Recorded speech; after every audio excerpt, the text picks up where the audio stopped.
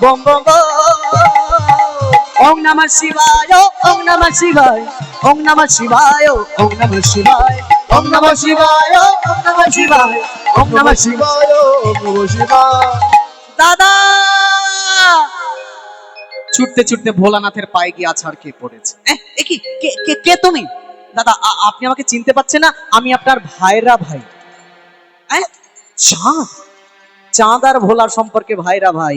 দক্ষরাজের 27টা মেয়েকে বিয়ে করেছে চাঁদ, আর একটা মেয়েকে বিয়ে করেছে শিব, যার নাম হলো মা সতী।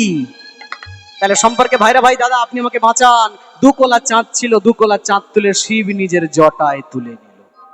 এখন ইতিমধ্যে এই যে 14 দিনের রাতে ঘটনাটা ঘটছে, 14 দিন যখন চাঁদ মানে স্বামী ঘরে ফিরছে না, 27 জন মেয়ে বাবার কাছে গেল। বাবা, যবে থেকে আমাদের স্বামীকে ডেকে তুমি কথা বলেছো, তারপর থেকে কই স্বামীকে তো আর দেখতে পাই না, কোথায় গেছে স্বামী? দক্ষরাজ বলছে, দেখে যা, এতদিনে তোদের স্বামী জ্বলে পুড়ে ছাই হয়ে গেছে। না, এ কি?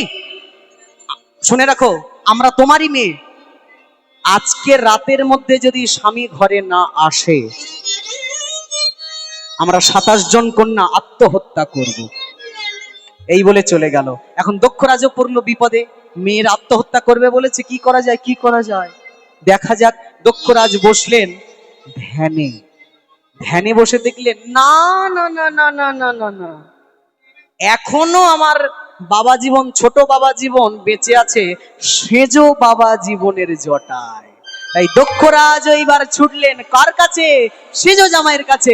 বম বম বম বম বম বলে বম বম বম বম বম বম বম বম হরি হরি হরি হরি বম বম বম বম বম বলে বম বম বম বম বম বম বম বম বম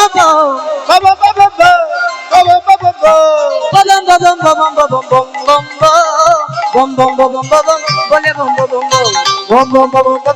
বম বম বম বাবা জীবন,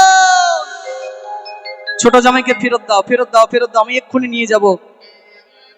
ভোলানাথ বললেন, দেখুন শ্বশুরমশাই, একটা কথা আপনিও জানেন আমিও জানি, যাকে আশ্রয় দিয়েছি তাকে আমি কোনোদিন ফেরাবো না।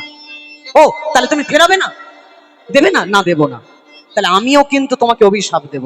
ভোলানাথ বলে, আমি কিন্তু চাঁদ নই, ভেবে চিনতে। আচ্ছা ঠিক আছে, আপনার কত অভিশাপ আছে ভাঁড়ে, দিন এক এক করে, আমি এই বসলাম ধ্যানে।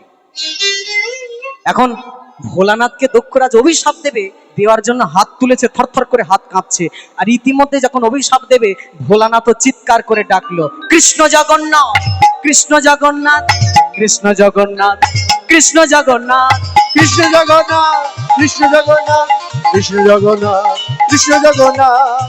হে কৃষ্ণ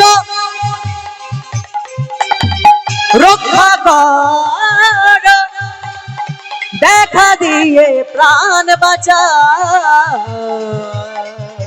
কৃষ্ণ জগন্নাথ কৃষ্ণ জগন্নাথ কৃষ্ণ জগন্নাথ কৃষ্ণ জগন্নাথ কৃষ্ণ জগন্নাথ কৃষ্ণ জগন্নাথ। ভগবান কৃষ্ণ ছুটতে ছুটতে ছুটতে ছুটতে এসে সব কথা শুনলেন। ভোলানাথের মাথায় যে 2 কলা চাঁদ আছে, ভগবান কৃষ্ণ বললেন, আচ্ছা ভোলা, এক কাজ করো, শ্বশুর মশাই যখন এত দূর থেকে ছুটে এসছে, 1 কলা তোমার মাথায় রাখো আর 1 কলা শ্বশুরকে দিয়ে দাও। একুলো থাকলো ওইকুলো থাকলো। তাই কৃষ্ণের কথা শুনে আজকে ভোলানাথ মাথায় রইল 1 কলা চাঁদ, আর আরেক কলা দিল শ্বশুরকে। সেই 1 কলা নিয়ে শ্বশুর দিল মেয়েদের হাতে। সেই মেয়েদের হাতে যখন দিল 1 কলা চাঁদ, বর্তমান যেটা গুজরাট, যাকে পুরাকালে বলা হতো প্রভাস তীর্থ বা সোম তীর্থ, যে তীর্থের জলে স্নান করলে সব মনোবাসনা পূরণ হয়, সেই প্রভাস তীর্থ সোম তীর্থের জলে মেয়েরা তার স্বামীকে স্নান করালো। দেখতে দেখতে চাঁদ আবার পুনরায় পরিপূর্ণ হলো। তবে কত হলো? 15 কলা। কারণ 1 কলা কোথায়? শিবের জটায়। সখীরে, এই হলো চাঁদের জীবনের কলঙ্ক। বেটা এমন একটা ভুল কাজ করলো, সারা জীবন কলঙ্কিত হয়ে থাকলো।